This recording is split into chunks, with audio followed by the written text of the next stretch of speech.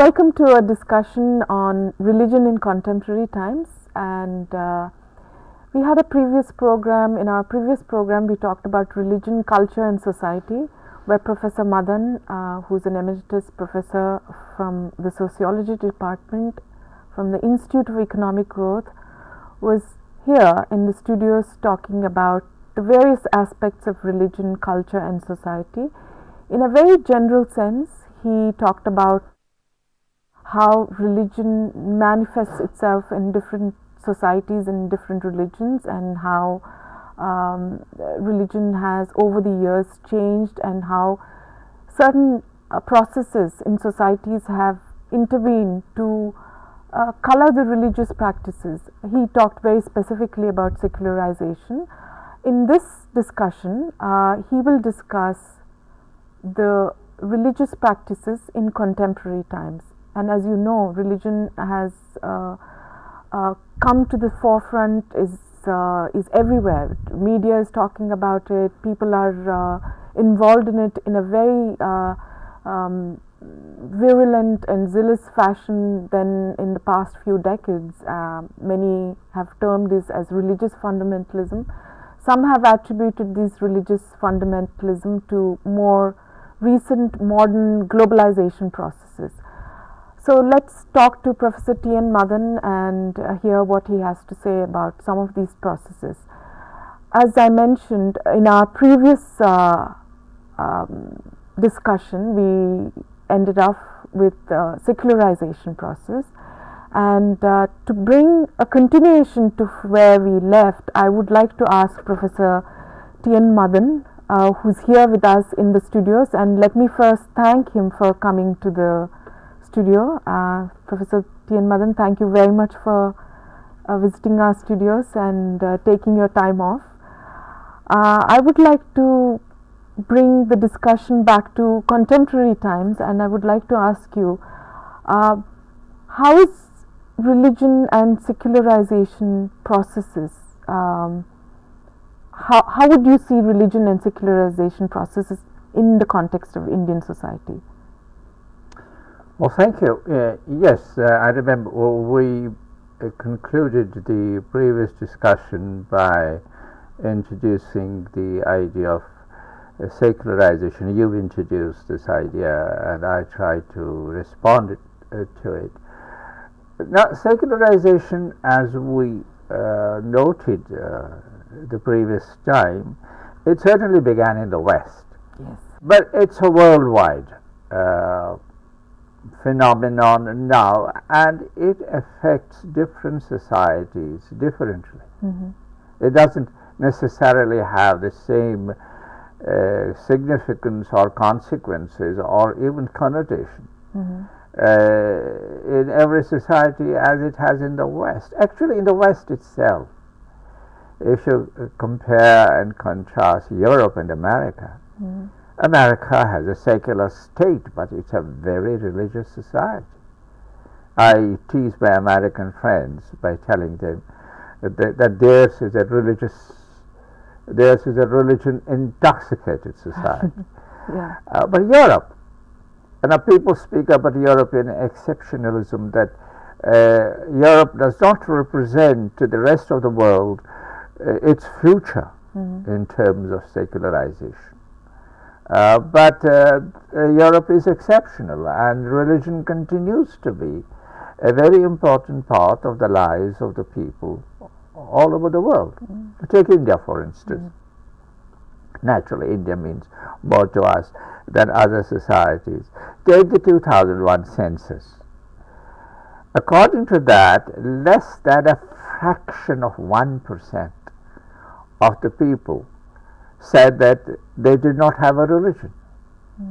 Now, here is a society then in which religion can hardly be said to be something that is receding, that's going out of the center stage. Let me give you an even more recent. 2001 is nearly 10 years ago. 2 or 3 days ago, we had a swearing-in ceremony when Dr. Manmohan Singh, along with 18 or 19 people, took the oath of office. Of these 19 people, 12 took the oath of allegiance to the Constitution of India, which is said to be a secular constitution. 12 of these 19 people swore in the name of God, and this includes Manmohan Singh himself.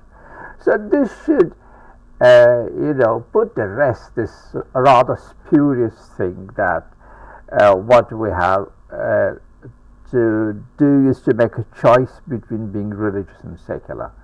You can be both, and we have to understand how that is possible. Now take the Constitution of India. When it was originally framed and adopted, the word secular in the sense of something other than religious did not occur in it. Secularism did not find a place in the Constitution. It was only in 1976 that the word secular was introduced into the preamble of the Constitution. Then what did the Constitution have? It had the idea of freedom of religion. Articles 25 to 30 of the Constitution of India give people, Article 25 specifically gives the people of India the fundamental right of believing, practicing and propagating a religion of choice.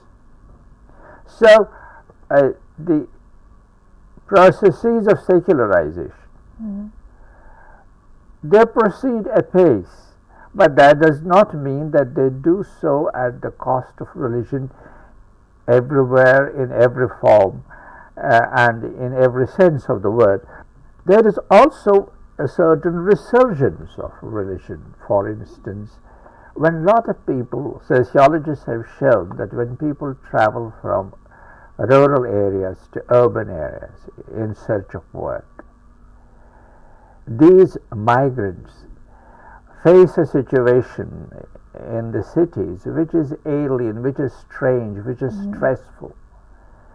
They sleep on pavements, they work for small wages, they are separated from their families. This often leads to intense religiosity, because people look for some emotional and psychological support. And so you have this intense urban religiosity.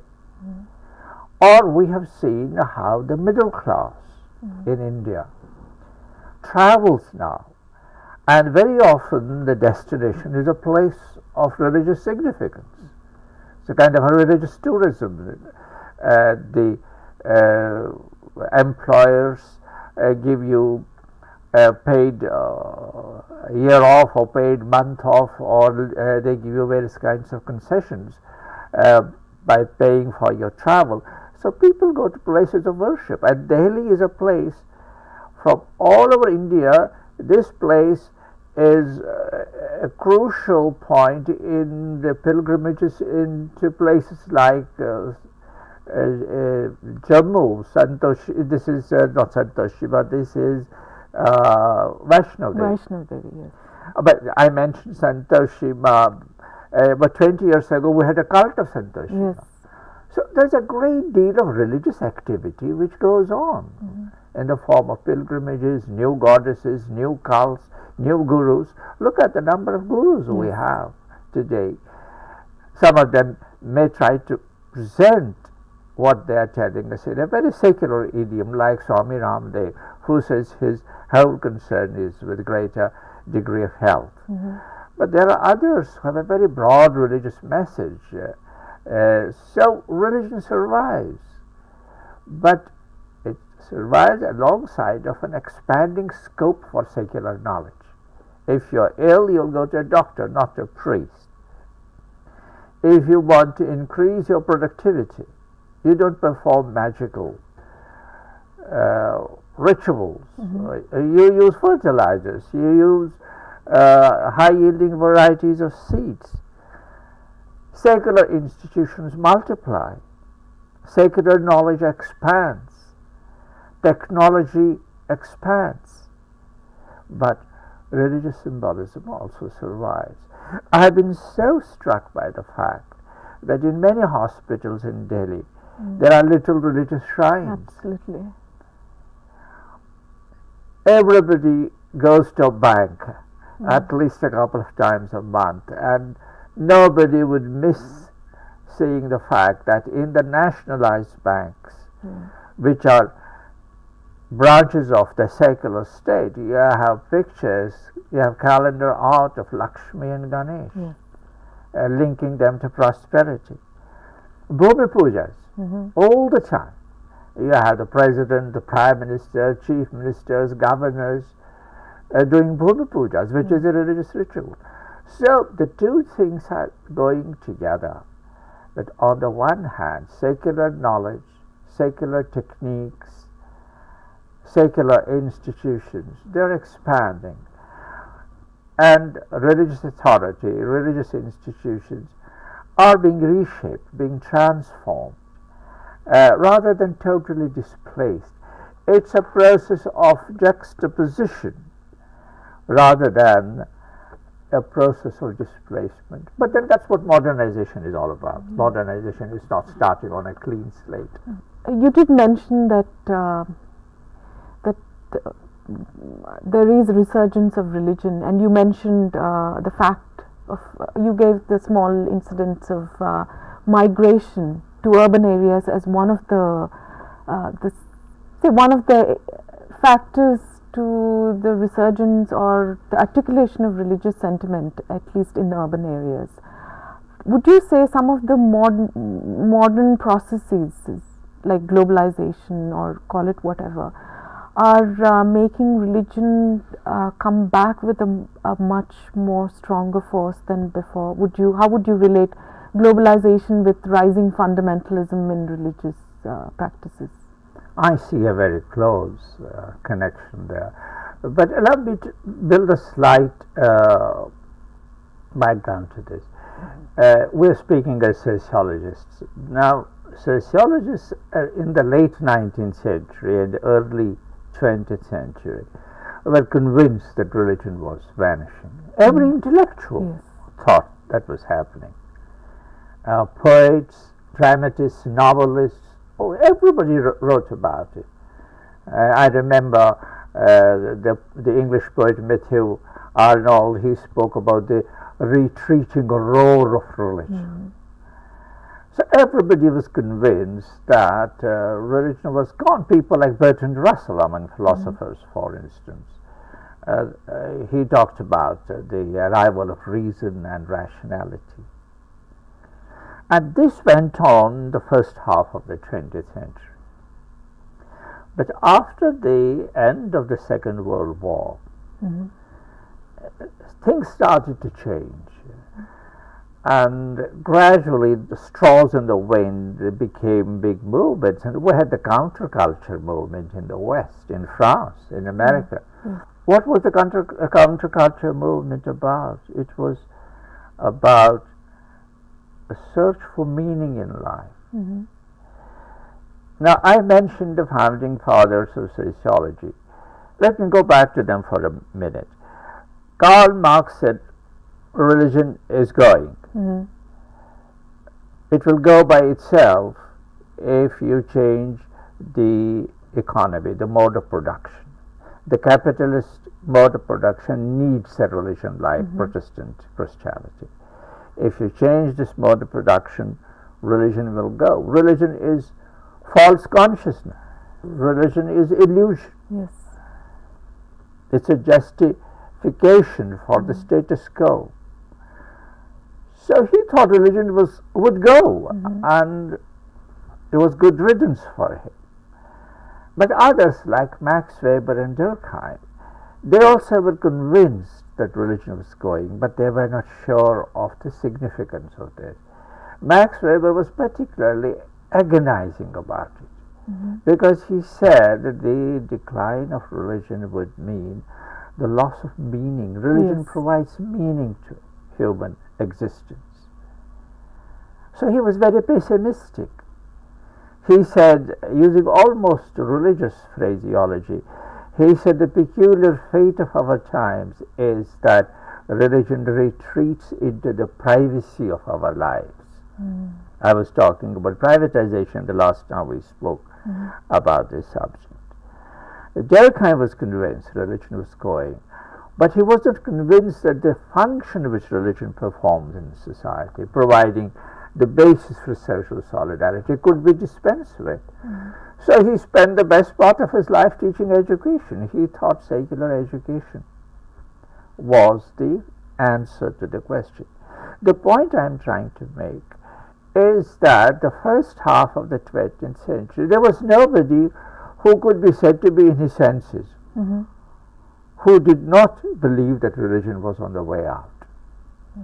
But after the 1960s, there was a resurgence. So we talked about Santoshi Ma. Santoshi Ma belongs to that period, actually, the 1970s. And so all over the world, there was some sign of dissatisfaction with a culture, with a civilization which was technological, which was exploitative of nature. Max Weber had warned in 1905 that technological civilization will become a kind of a game, a kind of a sport, which will go on until the last ton of fossilized fuel is burnt out. He said that in 1905. So what we see happening is religion is coming back. Many people will say it never went out. But okay, whichever way you put it. When Kennedy was inaugurated as a president, his speech contained many references to God. The civil rights movement in America, led by Martin Luther King, it derived its legitimacy from the notion of all human beings being the children of one God. In South Africa, for instance, the fight against apartheid, it gained considerable momentum and strength from the support of the Catholic Church, from Bishop Tutu, who later on became a Nobel laureate. So what we see happening in the 1970s, 1960s and 1970s is a return of religion. It's happening everywhere. And then it's very strange how the year 1978 emerges as a year when a number of things happened in a number of countries which all added up to one thing. 1978-79 was the year of the Iranian Revolution. That was a turning point in some ways. It was a turning point, absolutely. It was a turning point. It was a revolt against the enforced secularization and modernization of Iranian society under the overall supervision, as it were, of the king, of the Shah. So there was this revolt against secularization and modernization and westernization, which was one package. Many Iranian intellectuals called it Westoxication, stricken by the West. The Persian word is garb zadagi, to be stricken by the West. Okay, 1978, the Catholic Church in Poland backed the solidarity movement against the communist state. 1978, the Nicaraguan revolution in South America, the emergence of liberation theology, which was a coming together of Marxism and Christianity. So what's happening? Religion is coming back, but with two faces, as it were. The Iranian Revolution was bloody. It was vengeful. The idea of intolerance of dissent, intolerance of pluralism, these all marked the Iranian Revolution. I remember visiting Tehran after the revolution, and in one of the major city squares I saw a fountain, water fountain, with red colored water, which was lit up at night, and it was called the fountain of the blood of martyrs, the symbolism of blood, of taking revenge, of considering the blood of martyrs as something sacred. We were talking about the sacred. So there is a dark side of revenge and punishment. There's a bright side of pulling down an intolerant state in Poland. There's a bright side in South Africa. There's an uncomfortable side in India. 1978 was when the intolerance of Bhindranwale against the Nirankaris first came to light in the form of street protests and so on. Now, the point I guess one can make here is